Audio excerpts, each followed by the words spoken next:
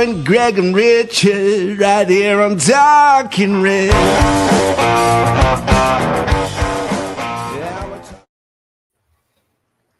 Football is back. Forest are back. The first game of a brand new season and a fabulous 3 points for Nottingham Forest. Chris Woody carries on where he left off last season. The new boy, Dan Ndoye, gets off the mark with a flying header. Ibrahim Sangare looks like the player we signed from PSV, and Morgan Gibbs-White and Elliot Anderson are running the show left, right and centre. It was a fantastic day for Nottingham Forest. Trent side, Forest are back, baby. Strap yourselves in for the new season because we are well and truly underway. You got a friend for Forest. It's over the head of Milenkovic towards Woods. Chris Wood up and running for the new season. He still knows where the net is.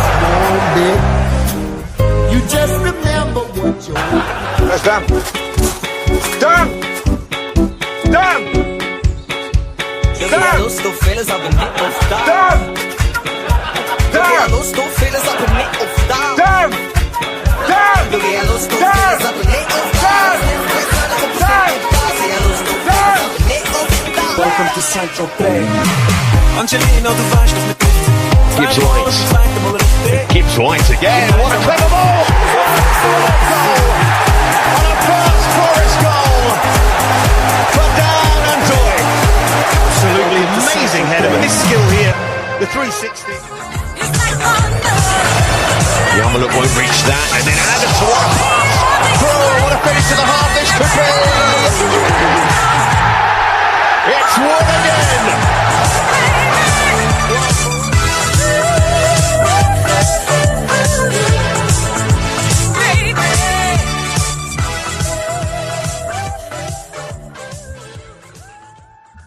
You know what? It's nice to have a bit more commentary to chop up. I can only find Seb Hutchinson's fantastic efforts. I'm sure Colin Fraser will be there at some point very soon. How are we doing, Richard? How you feeling, mate? As happy as can be, I hope so. Oh man, I don't even know if there's enough superlatives to cover it, and at the same time keep myself grounded and not, believe like suddenly we're winning the Premier League after one match. I got a text from my brother at halftime saying, "Are you guys winning the Premier League?" I mean, obviously it was facetious because Manchester United fan, but it was just so great to see the intensity, the precision, the movement. I mean, all of these things sort of working in tandem, and it was a beautiful thing to watch, right, Greg and everyone else. I was actually just floored. I mean, all the good things that we love about these players just seemed to surface. The way Morgan was playing and controlled, but creative. Elliot with the vision on the passes, and Sangare being tenacious in the tackle. I mean, and timely. It was just, oh man, what a spectacle that was in front of the City Ground. I'm sure Dan and others who were there just absolutely enjoyed every second. Yeah, well, listen, did it take us by surprise a little bit because we were all talking about the lack of goals in the pre-season and how this one was going to turn out, and we're going to get into all of that very, very soon. But Danscape, you were there.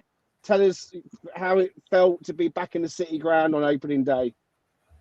Yeah, perfect day, perfect train journey, perfect couple of pints before the game, and then perfect start to the game, like the atmosphere, the new signings coming out before the game, that got everybody going. And then obviously the Forza display, and that I was in the Trent End this time for one of those. So it was, it literally was a perfect start to the season in every way, I think. Fantastic. You can tell, guys, that I am in the car again this evening. I've cocooned myself in my little car. My little car is quite a big car, actually. Hopefully you can I was going to go. It me. looks like you're coming from a VW camper van somewhere, or No, I'm coming from a Toyota Highlander. Like glamping. Roomy, dude. For this kind of road trip, you need to have a vehicle that can manage it. And thankfully, we have. But Raf's with us, and he's just nipped off 20 seconds before we go live. I need to get a beer. I'll be back. You know what? I'm all in favour of a beer on a day like this, Raf. How you doing, Random Pundit? I'm good. I'm this is not going to be a I told you so episode, but there's so many things and I'm so happy about it. But it's all good. It's all come together. It's absolutely brilliant. I'm glad I'm here. Didn't realize I was supposed to be here. Just did about 100 miles in about 30 minutes. Left Jess, my lovely girlfriend, sat in a pub in Fulham. She's actually being pretty good about it all. So I'm here with you all right now. Fantastic. Well, thanks, Jess, for lending us the random pundit for this one. We hope that you are enjoying it so far, Reds fans, the day, I mean, because, opening day has kicked off yesterday on the Saturday, and there were some goals going in, a few 3-0s, and I think Liverpool 4-2. And one thing I was hoping was that we would at least get a goal. And Woody scoring within sort of 5 or 6 minutes really set the tone. And it's really made, I think, everyone just kind of breathe a bit of a collective sigh of relief. So do us all a favour, hit like and hit subscribe and follow us on X and on TikTok, Facebook, and all the usual places, Instagram as well. Please do go ahead and push that button. All right, we will get into the game pretty much straight away.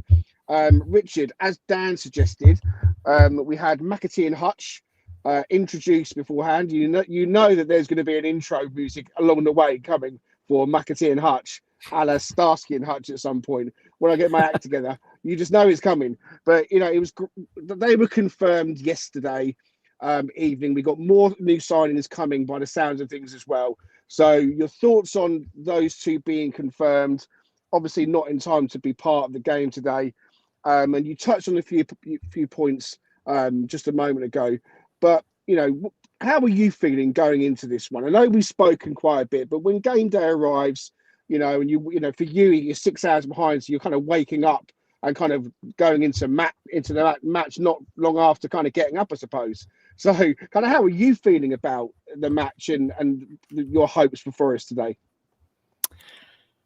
I think I had it was the hopium sort of scenario, like I mentioned the other day prior to, but I didn't feel nervous. I think a lot of that had to do with the personnel that they didn't have at their disposal, right? I mean, they didn't have elite level players like Wissa to create problems and difficulties, but they had Kelleher back. But as we saw during the course of the match, he looked a little bit shaky getting the ball out the back, especially when we were on the press. So I didn't feel quite as nervous because I knew for an opening match, and Dan had talked about this, it had been years since we had gotten an open day match win.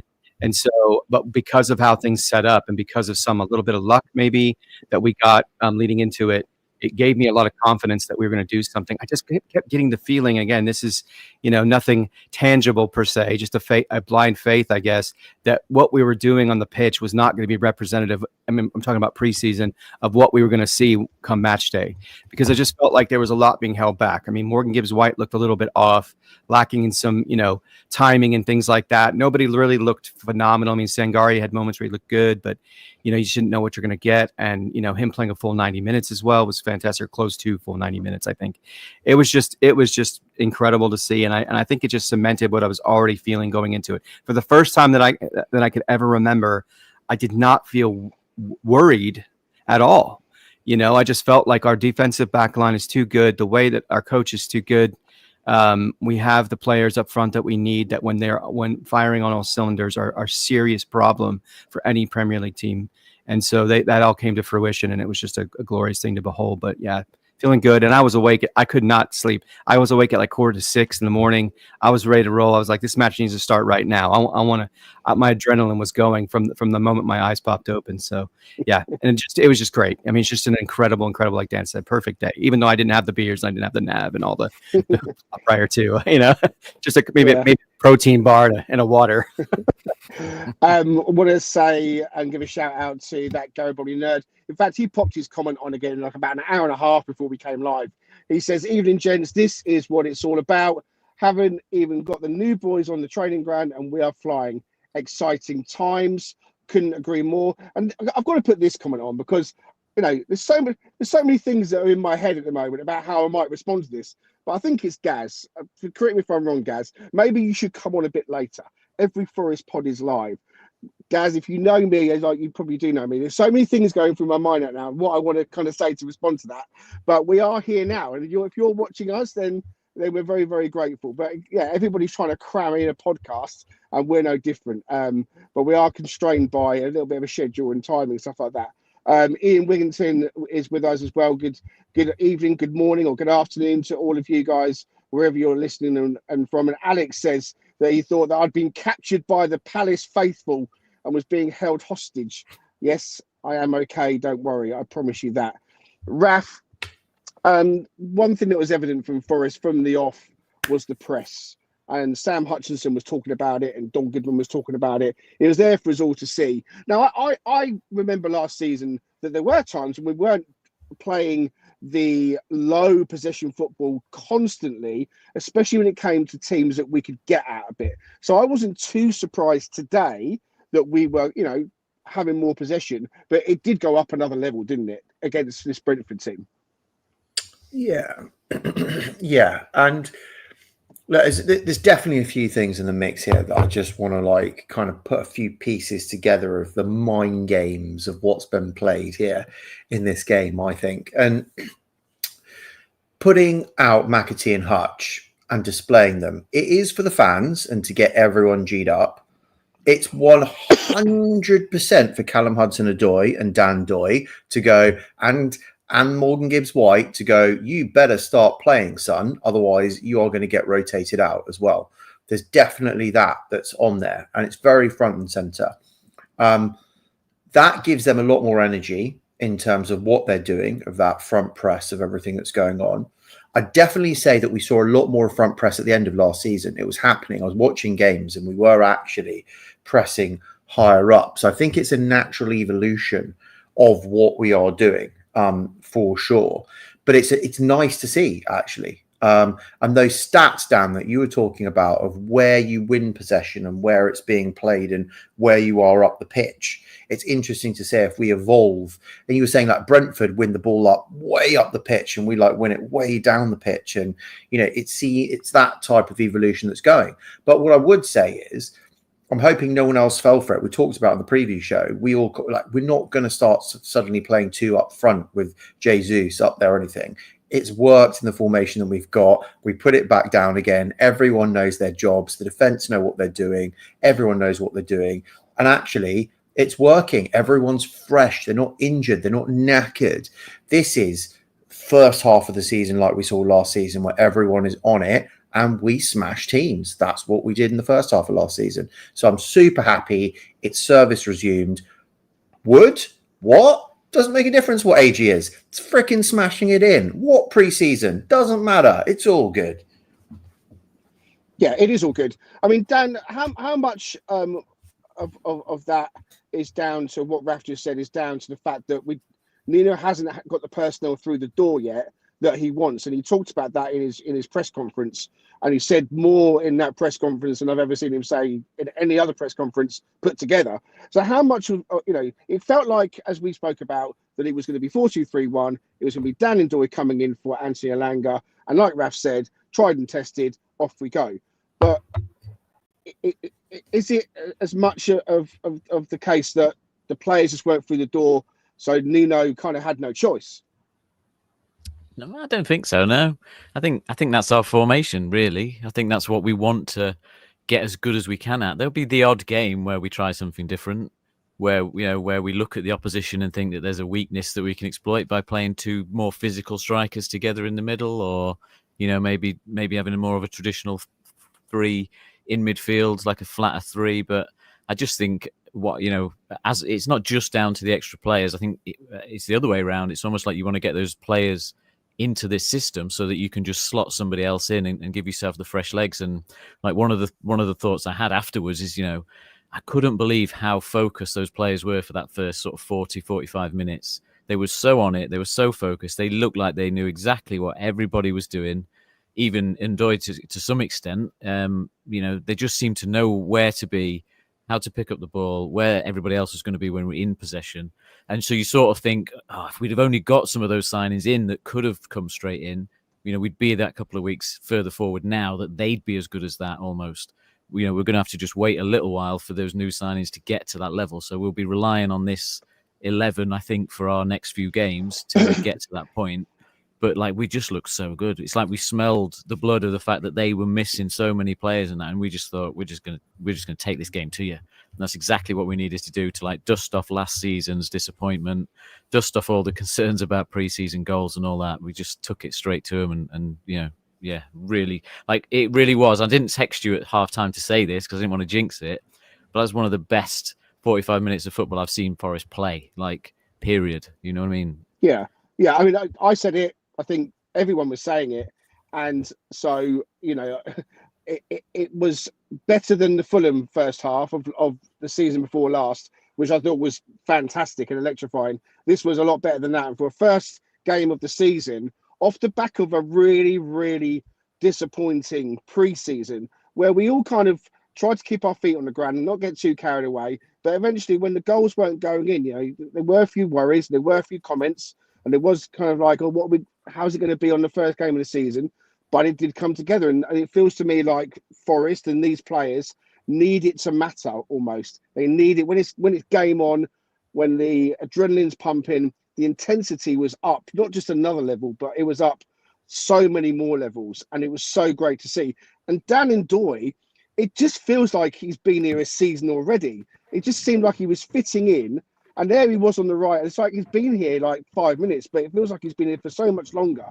And the synergy between the players. I mean, some of the first-time touches, and movements off the ball, and back heels and link-up play was just phenomenal. And I almost thought I'm going to shit the bed, because it was literally like something I just didn't expect to see. So it was so incredible. And for us to get an early goal, Richard, was always going to be really, really important. And as Dan just says, you can, and Raf as well, it doesn't matter what age Chris Wood is. I mean, he's not ancient. He's 33, 34, whatever it might be. But he's just getting better and better. And he's Mr. Super Reliable. And we all picked him out as, I think, top scorer, which was almost like an obvious pick. Fine.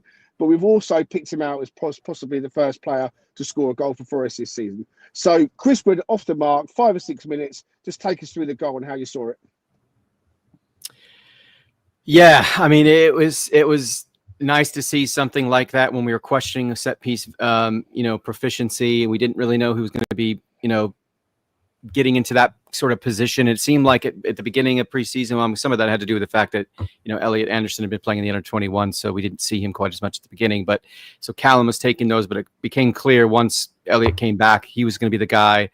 And just him finding that perfect crevice to where he can just try to get enough space, right, and he as he does, he's just so elite in terms of the way that his mind works in and around the box, and it was just evidenced again there. I mean, I'm always behind on the WhatsApp group, and so Greg's already got get in, and I'm just like, what just happened? And like a 5-second delay, and there it goes, and I'm just like, oh my goodness, it's such a classic Wood moment, because as I said, his ability to find, to kind of make it difficult for whoever's trying to defend him. I don't care if that's, them posting him up, on a set piece or doing whatever they're doing, but the way that he can position himself to be in such an advantageous, bit of space to find that goal is just spectacular. And he did it. And it was just a great thing to see. I mean, you always want that first check mark to be, did we get the first goal? Because we know what that has led to last season. The second thing is, do we get Wood going, because we're going to need him, even if we don't need the same level of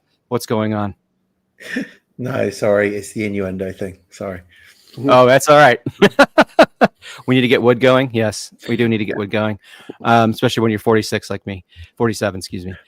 It was just great. It was just a great sign for what could happen this season. I know you've completely thrown me off, Raph. Thank you very much. Man. I really appreciate that. The most brutish one on the podcast. I was like, I felt bad Greg didn't do it, and I was just like, well, I got to do it then. Yeah. So, yeah. I'm on the phone. I'm it's a bit fiddly. I don't even know if that came out, that sound effects, or not. It did. That's all right. It came out perfectly. But in any case, I just think it's a good sign for what's to come. If Elliot can start to, oh boy.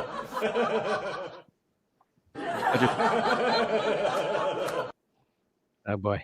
All right. So, we're having fun tonight. I'm sorry, Richard. Oh yeah. No, it's all good. It's all good. I'm just gonna say it's a good sign for what could come, because if we've got Elliot Anderson, with servicing up the ball like that, we're always going to get a good place. I mean, it was a perfectly placed ball and a great finish. So we're scoring a goal from a set piece as our first goal of the season. It falls nicely, Raf, to Woody, and he composes himself, put it in, and we were all over them. And we talked about the players that Brentford didn't have on the pitch, and I think that that's going to be a big part as to why they're going to go down this season, as well as their manager, who I just it's such a head scratcher for me to give Keith Andrews the job. And I don't mean that in a disrespectful way, but I obviously Brentford. Well, it sounds disrespectful, but it's just it's a Premier League job, and if you want to stay in the Premier League after 5 years of being there, then you kind of rolling the dice quite a bit to do that, because if they go back down again, you're so happy, Greg, aren't you? You're so happy right now. Yeah, I can't stand Brentford. I can't stand them. I'm so happy because I can't stand them.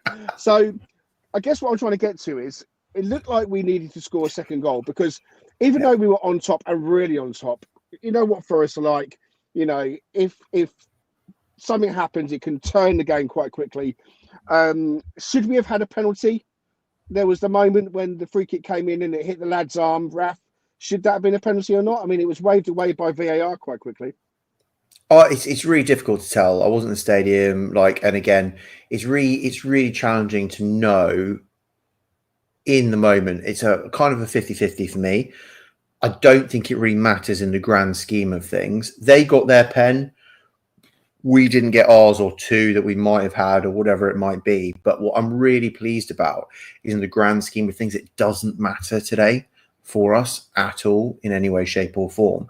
We didn't have to rely on decisions like that, and we smashed in 3 goals. And what is really key here, and we did this in the preview, Kelleher was fit to play, right? Kelleher for Flecken, about the same thing. Yeah, he might not know defence, but that's their defence from last season. They weren't diminished their defensive abilities by any stretch of the imagination. And we didn't do what we did last season, is get 1 goal and then kind of Morato time from the 20th minute or something like that. We actually stepped on it, and that was the pressure. We didn't get the penalty, but we were going for it, and that was really cool after the first goal in 5 minutes, because in the old days, there was that whole thing of we scored too soon, oh no, panic kind of thing, and what are we going to do? That wasn't today. This is kind of new Forest, which is really cool. We score early and we just go for it. And I really like that. As much as the penalty here or there, well, do you know what? Hopefully they'll even out over the season. We are now a big team. So maybe they start going for us a little bit more in the future when we kind of do these things. But that's really important to me. When I was looking at this, I was just going, we shouldn't diminish the fact we scored 3 goals just because they're a bit losing stuff up top. Their defence was still their defence, and we still put 3 goals past them. I think what was really striking for me, Danscape, was we absolutely took control of the midfield and bossed it by a Sangare that looked fucking incredible. I mean, he unlocked Elliot Anderson to do Elliot Anderson things that we all knew he can do. And he's been brilliant. Elliot Anderson's been brilliant, but today he was just on another level. And Morgan Gibbs-White, my God, one thing I really hoped and I called for was that he would show us that he signed a contract, but he would show us, look, I'm here and I'm going to give everything. And I thought today was quite possibly one of his very, very best performances in a Forest shirt. I thought him and Anderson today, so difficult to pull out a man of the match. I know Anderson got it from the TV or from on the day in the game, but how good was Morgan Gibbs-White today? And for that second goal, that 360 turn, left foot, looked up once, and Dan Ndoye flying header. I mean, it must have been pretty special in the stadium, Dan. Yeah, it really was when that header went in. Yeah, like for personal reasons as well. Obviously, having backed Dan Ndoye to make an impact, I was just like, wow, what a day this has turned out to be when that just flies in the top corner. But yeah, look, Gibbs-White was just on it, wasn't he? Like the flicks pretty much all came off. I'm sure you can find one that didn't, but so many of them seemed to come off where the flick would find a Forest player straight away. That move, I think you touched on, where I think Ndoye played it across the box and it went to Gibbs-White, Anderson, back again, and Anderson got that shot off. That would have been one of the best goals we've scored, in a long time if that shot had gone in. That was just an incredible bit of play, which we've not seen at all pre-season, really. So that was just like a really good sign as well. And yeah, like you say, Sangare, came into the game. I didn't notice him too much in the first maybe 10 minutes, but then he won a couple of tackles like close together, and he just seemed to then really dominate the game.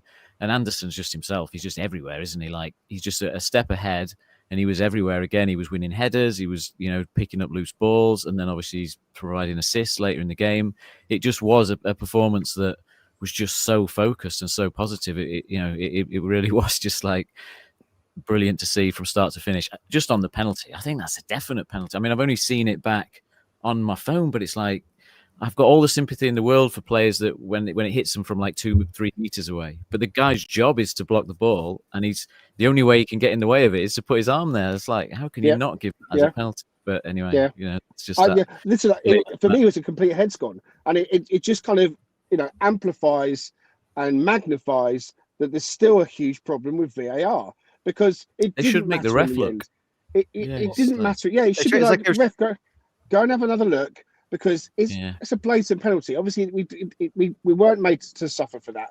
But Richard, I'm just kind of sticking on Sangare a little bit, because he's been a player we've spoken about quite a lot, and there's been talk that Douglas Luiz is coming into the club, and so that could mean Sangare leaves. I mean, if we're getting this Sangare, I don't want him going anywhere, because the blend and the synergy between the midfield players. And I'm including Callum Hudson-Odoi as well. He's not even been mentioned yet. But that basically the six of them, Anderson, Sangare, Gibbs White, Ndoye, Hudson-Odoi, Wood, they were just on another level today. And I thought Sangare at the base of that was a really important cog in that wheel. He was. I mean, and you saw him play deep, because as Raf's talked about, I think quite a bit, is that he does have some 8-like properties to his game, and so, but he kind of functioned like a 6, right? He was decisive when he needed to move forward and he needed to take on a player and get past him and then get the ball off, right? He looks like he's been told, you need to play the ball quicker. I mean, I know it's only 2 matches that we've seen between the last match in the preseason and this one, but if that's the kind of player he's going to be, and plus there was one moment, and maybe I'm just, Shada's not 100%, so maybe an 80% Shada Sangare can deal with, but he looked like he tracked him pretty quickly and took and at least it stopped him in his tracks, right, and kept him at bay a little bit. And we entered that moment last season, towards the end of the season, where he kind of stood up Cole Palmer too, who's not an easy guy to deal with on any given day, because he's so good on the ball and so tricky. Things we hope to see from James McAtee, right, or even Amari Hutchinson at some point in the near future. But I do believe we're starting to see a little bit of consistency, and the fact that he's going deep into matches, even if they're preseason, bodes well. I don't know. There's lots of things you can do. I mean, they do this all the time, in American football, about helping players be more explosive in their lower body. Morgan Gibbs White's a perfect example for a guy who's possibly 5'7", 5'9", whatever the hell he is. He can win a header, right, as a guy that short, and that's pretty incredible. And I think that just speaks to the kind of training they do. And I'm hoping that's kind of where Sangare's been, because he's definitely a tall guy, but he's just can be very lanky and doesn't look quite as agile and quick, even short area quickness at time. And this match he did, and his tackling I thought was a lot better. I thought he was just better timing in general as to how he stuck his foot in and how he kind of stymied momentum for their players, and it was just great to see. I mean, it's a luxury that if Luiz does come in, clearly he's going to be an expensive acquisition if we purchase, but even on a wage standpoint, he's not going to be cheap. But to have a player like that in Sangare, and to have that kind of depth in that particular area of the pitch, because we know Luiz will not do the same kind of role, is pretty remarkable, and it's going to be a complete 180 from where we were a week and a half ago. And we were kind of feeling, all of us a little bit concerned about where things were headed. And clearly this isolated things in this match showed us we may not need to be as worried as we think. But again, a lot of season left to come. Not trying to get too ahead of myself, but it's definitely positive momentum, because I just like to see his fitness be like it is right now. That was a key piece. One person who, as I mentioned previously, was quite vocal about where Forest are not ready. And we asked the question, didn't we, on the preview episode, are Forest ready for the start of the new season? And then Nuno Espirito Santo in his press conference states quite clearly, we're not ready. We're a million miles away from where we want to be. And he talks freely and openly about the preseason for him is all about that bonding exercise. It's all about making the players that he's going to use come together, get on that same page. And when most of the players that he's going to use haven't arrived yet, and you've got players in the club still that know they're going out on loan. He voiced and mentioned Stamanic and Carmo and probably Jota Silva. They're doing a job for the club at the moment, and rightly so. That's what they're paid to do. But they know their future lies elsewhere. So it was quite strange for Nuno to come out and say what he said, because it's very un-Nuno-like. But as I mentioned at the start of the show, Raf, we've got McAtee and Hutch through the door. We've got Cali Muendo imminent to be announced. We've got possibly Douglas Luiz. Looks like Rico Lewis is a non-starter now. I mean, where are they all going to fit in? Because when we want this strength in depth, it's a good thing to have. That's what we must have. But they all want to play. They all want to start. So it's managing those expectations now. I mean, I think it might have been you or Dan mentioned that this is the team that started today is probably going to be the team for the next set of games or so.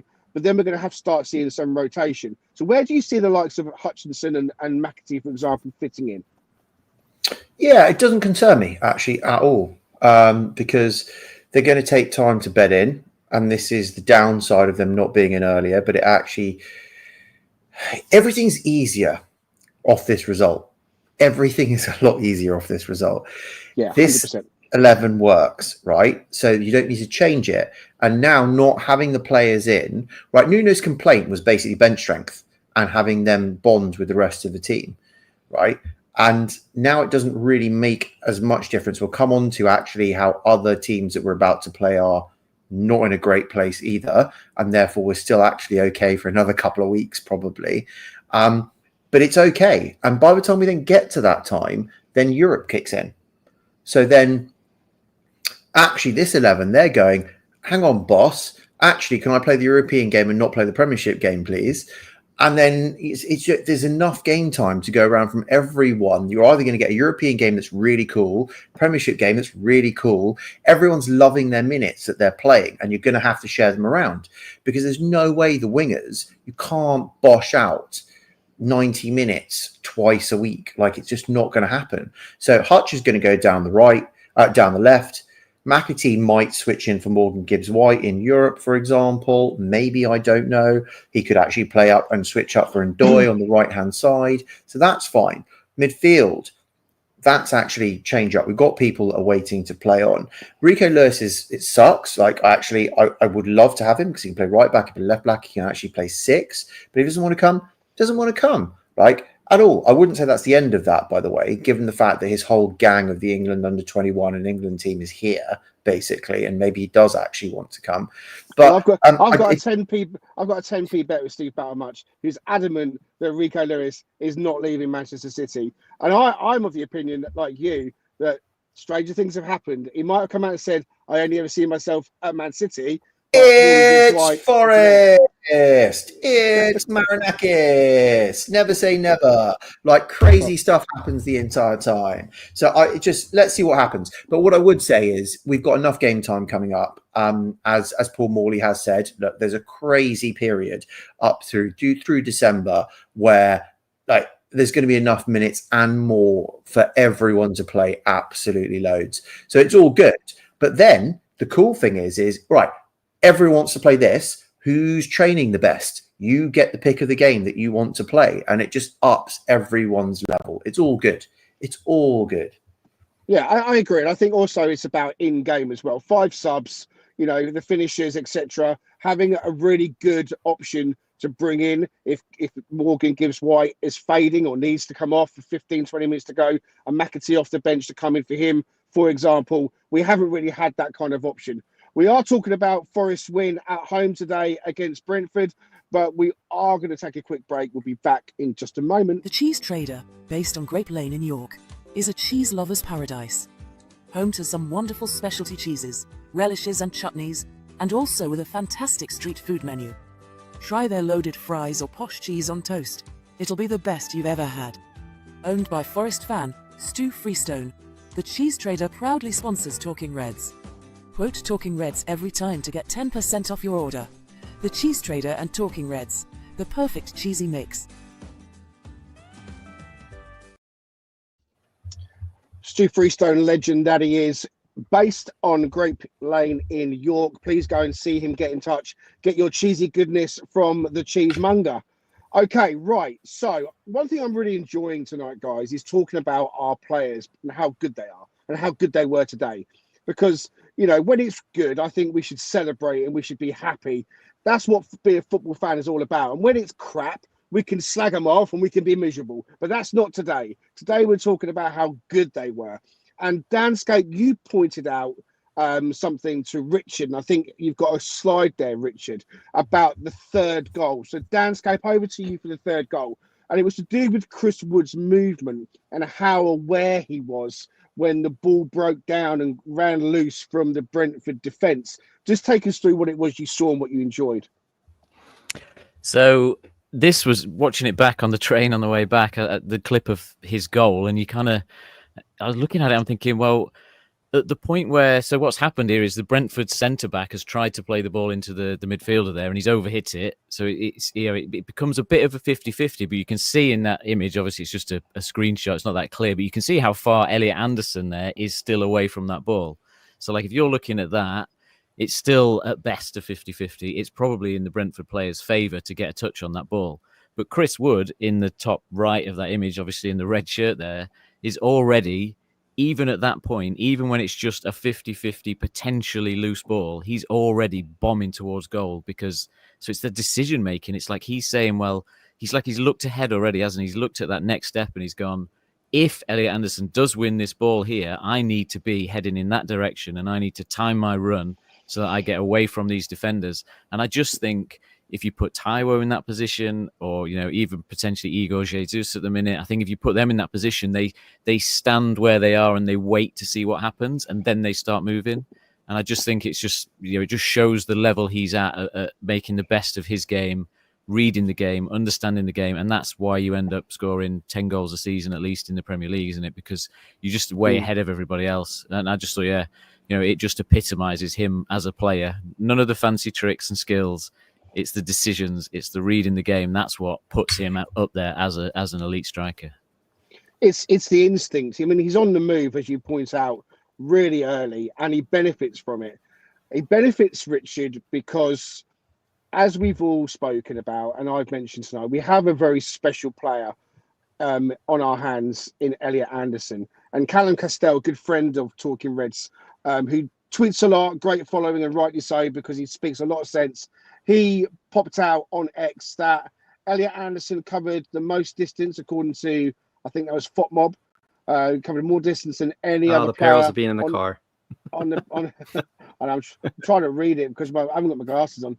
Than any other player on the pitch between Forest and Brentford. He completed the most passes and was the most fouled player. Richard, it kind of struck me as quite funny that on a day at home to Brentford, we've got a player like Elliot Anderson who we all think and say has to be in Thomas Tuchel's England squad, if not the team. And then there's Jordan Henderson, who's come back into the Premier League, who is only on the bench for Brentford, and he's kind of still getting England time. And I kind of scratched my head a bit and thought, why is Jordan Henderson only on the bench for them today? He came into their club, not recently. He's been with them on pre-season. So it kind of left me kind of wondering, are we being too biased on this? I know that the Geordies love him, but surely with performances like that, Thomas Tuchel's got to sit up and take notice, hasn't he? Yeah, well, a couple of things. Firstly, it was great to see Murillo absolutely work over Jordan Henderson, and he ended up tripping him and getting a foul out of it because he just can't deal with the elite ball skills and speed and craftiness of a center back like that, right? But I would say too that it's a frightening thing for the rest of the league when this guy starts to have the kind of vision that he's developing from a passing standpoint.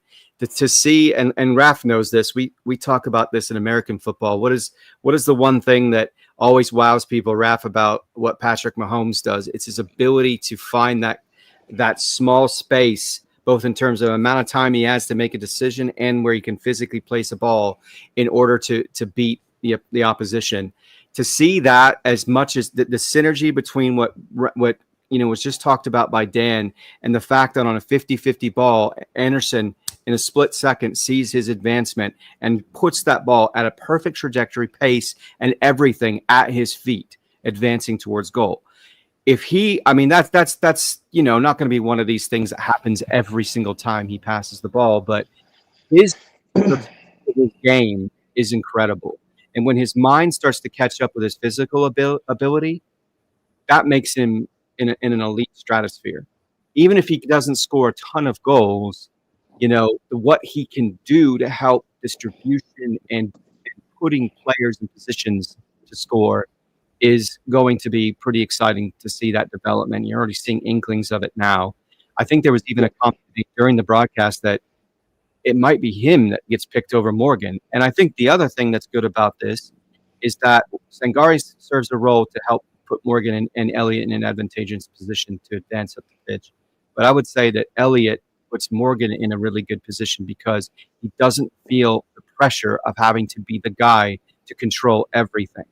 He has a battery mate to help him sort of find ways to keep things moving, right? And you saw the link-up play between those two. I mean, they talked about it so many times during the broadcast. It was just remarkable. As I said, just to see how that's going to develop through the remainder of the season, assuming everyone stays healthy, is going to be an incredible sight to see, and it's going to be something that Tuchel can't ignore. I mean, what he saw today could never have made him think, "Oh, that's the player I need to bench," and then Jordan Henderson needs to start, or Henderson needs to be over him. Again, one isolated match, 90-minute spell, but it's still something that has to make him take notice. Yeah. Okay, thanks for that.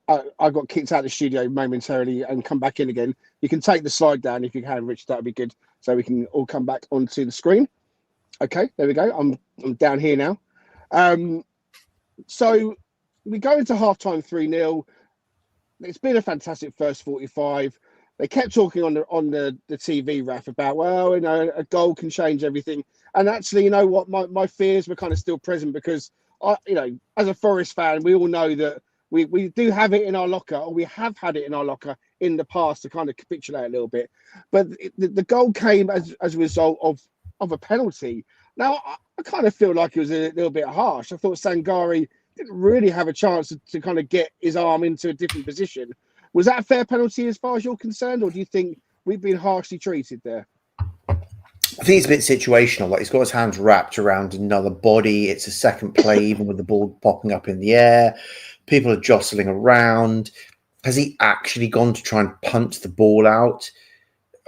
There's a little bit of upward movement with his arm. Is it intentional to go towards the ball, or he's trying to get rid of the player? Like, you don't know. You really don't know. It's pretty harsh.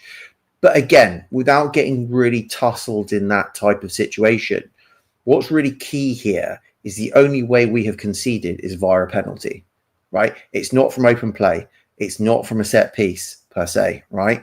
It is genuinely from a penalty, and that's the only way they could score. So was it harsh? I've looked back at it a couple of times. It seemed harsh, a bit harsh to me. It seemed unintentional. But then again, I have not read the rule book recently enough to know if unintentional counts or not when it comes to punting the ball with your arm. So when it is in an unnatural position, but if you're round a player, is that unnatural rather than by your side?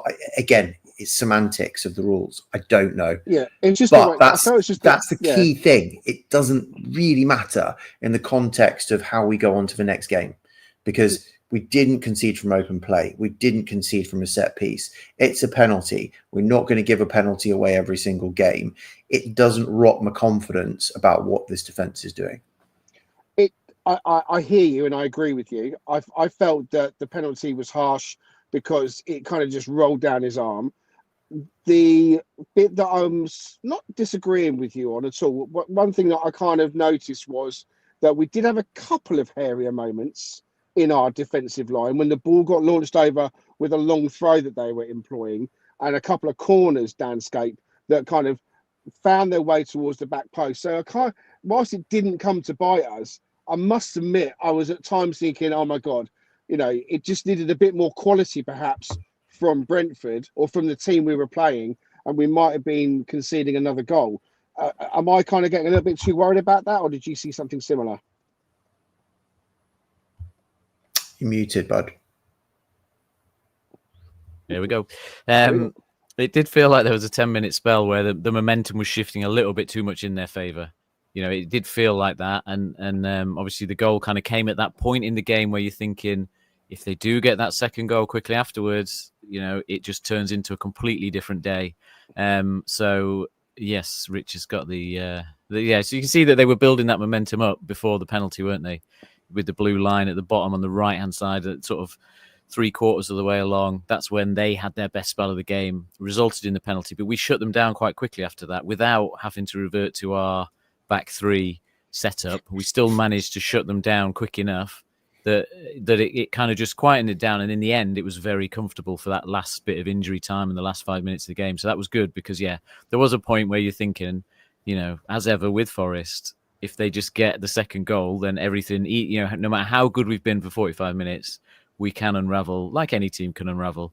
But I thought we did a really good job. I thought Yatesy came on, did what he needed to do. Jota actually did all right as well for his little cameo in terms of just buying, a few seconds on the ball and that sort of stuff.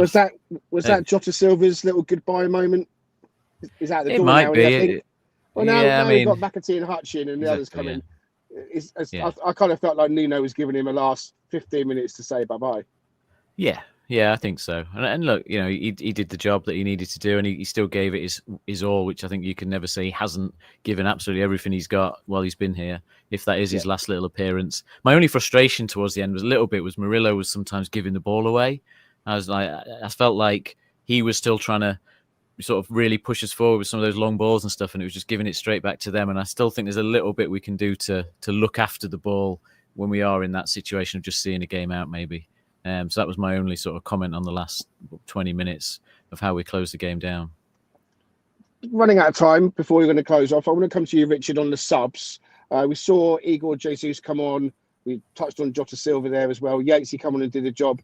Anything that stood out for you? Igor Jesus, first appearance in the Premier League where it's a bit sharper and a bit more at it than a friendly. We know his attributes are holding the ball up well, and so. Did you think he did okay when he came on?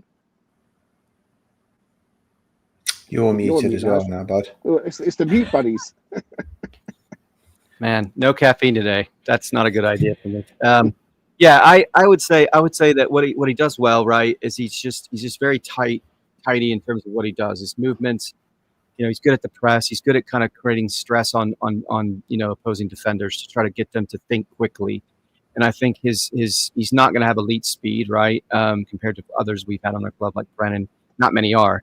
But in terms of his ability to close down opposing players so they can at least create problems, I think he does a good job with that. The exciting thing will be to see how I think Raf's the one who's kind of thought along these lines, is as he gets to see how Chris Wood plays, as he gets to watch someone, as Dan talked about, who does things so well as a striker in terms of both finishing, in terms of how he finds the right way of approaching and creating problems for a defender one-on-one to get into a position where he can score.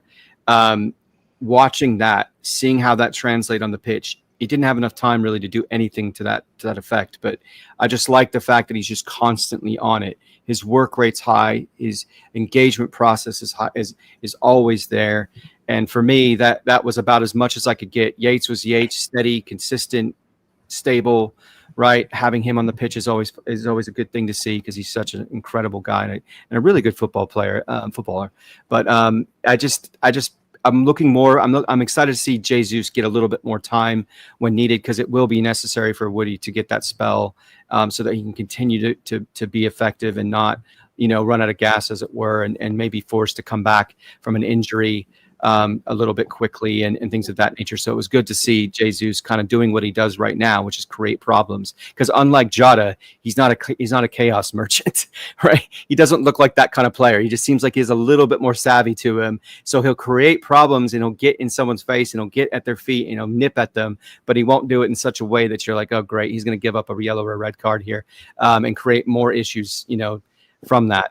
So that's about as much as I could get out of it. But to your point, Jota, I thought looked he looked quick and he looked like he was trying to win the ball back, and a few ricochets here and there that he didn't quite get.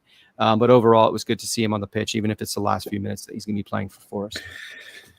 Yeah, one player that we think will be getting announced quite soon is Arno Kalimuendo. Ian points out that he was spotted at the training ground apparently, and also in the stadium as well. So we're expecting Cali Mwindo to be announced probably tomorrow.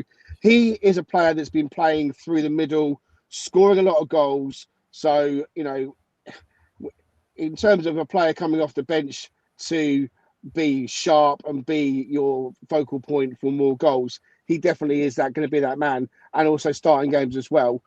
Okay, guys, we are at the end. Thank you very much indeed for being with us. We are going to be back again for our preview episode of Crystal Palace, which will be next Thursday. I'll be in Italy. I'm going to Italy in the morning, so I'll be joining on my phone. Richard will be hosting, and I'll be on the phone to chip in as well at some point from a beach somewhere on the coast of Italy. Just a couple. You won't be in another.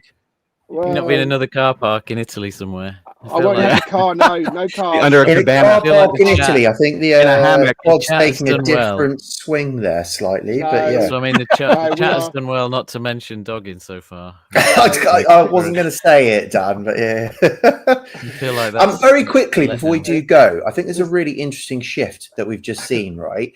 We've gone 1-0 up, 2-0 up, 3-0 up. We then concede a goal. We have on the bench Zach Abbott. We have on the bench Kerr Jr. Cunha. We have Morato. We have Willy Bolly. We have 4 central defenders, and we don't go back 3 at all. At any time, we don't go back 3 through any of that. What we do, and it might now be Yates time, is we take off Morgan Gibbs-White and we put Yates in midfield and start controlling it with a 3 in midfield, maybe. And that might be the new Morato time. But I did think that was strategically very interesting today, and maybe the team is actually evolving in a really more positive manner. Eberechietse looks like he's leaving Palace. He's saying his goodbyes off the pitch at Chelsea. So we'll be able to talk about him and Crystal Palace, which is going to be a tasty affair in the preview episode coming up in the week. Please do us a favour and hit the like button and the subscribe button if you haven't done already. You know the drill by now, folks. You can follow us on X. Some really interesting conversations I was having over the weekend with one or two of you on X. Some really valuable feedback on the pod and things that you like. We're really grateful for that. We're very thankful to have a really good set of contributors and come on as guests to join Richard and I on Talking Reds. And so we'll continue where possible to bring you the content you deserve. All right, Danscape, any quick final thoughts before we go? No, nothing else from me. Great day. Lovely time. No. Happy to be here. Excellent. Raf, you kind of jumped in, I think, with a bit of a final thought on Yatesy, but I'll give you a chance to say something else if you want to.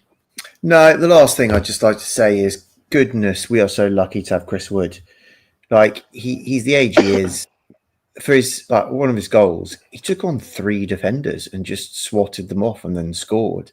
Like, he is just a unique, awesome being, and we are very lucky to have him. Echo that completely. Thanks very much, Raf. Richard Spray in Oklahoma. Anything you want to add before we go, bud? Not really. I guess Brucey offered up the alternate to the Morato time as shit hazard time. So we'll, since we are the leading club in the Premier League, right, Dan? In that metric, Dan, what was that? 100%. 100%. Yeah. So we'll say that's the new, until something else comes along. But I think we'll stick with that because that's the best one. I mean, Dan's got lots of great metrics, but definitely like that one. Yeah, I'm really excited. I'm really trying to stay measured. I'm having a hard time doing it, to be honest. And I think it's just the complete stark contrast of things that we witnessed in preseason and all the inklings and worries about, are we actually going to get a full squad ready for Europe and things of that nature. But I hope above all else, Nuno is the happiest man in the building now. He's getting some great firepower off the bench and ones who will push, I think, our starting 11 as Raf referenced, and just it's got to be really excited. And I'm glad Rui's doing okay, because apparently he got stitches from the first goal. So that's how exciting it was for everyone. He literally injured himself and cut his head. No, that was the goalkeeping coach. I don't think it was his goalkeeping coach. You're right. Yeah. Sorry, it wasn't Rui. But anyway, bit of claret running down his forehead. But what a day to be a Reds fan. I agree with Dan. I couldn't be there in the flesh, but it was just a sight to behold from even afar. Fantastic. Ian Wigginson is pointing out that I'm doing my prime Max Headroom impression. Oh, my gosh, that's right. we are. Listen, we are the Talking Reds, which is kind of, derived from Talking Heads. So I'm doing my best talking Greg in the Talking Reds department tonight. Thanks ever so much for all of you joining us. As ever, we are super grateful for you tuning in. It's been a fantastic day for Nottingham Forest, an opening day win, a much needed win. The set of fixtures ahead of us look quite favourable. We go to Palace next, and after that, we are at home to West Ham, and I'll be there with my son, and Raf will be there as well. So we are aiming for 9 points from the first 3 games, and I don't think that we're getting carried away by asking for that. We can do this. Come on, you Reds.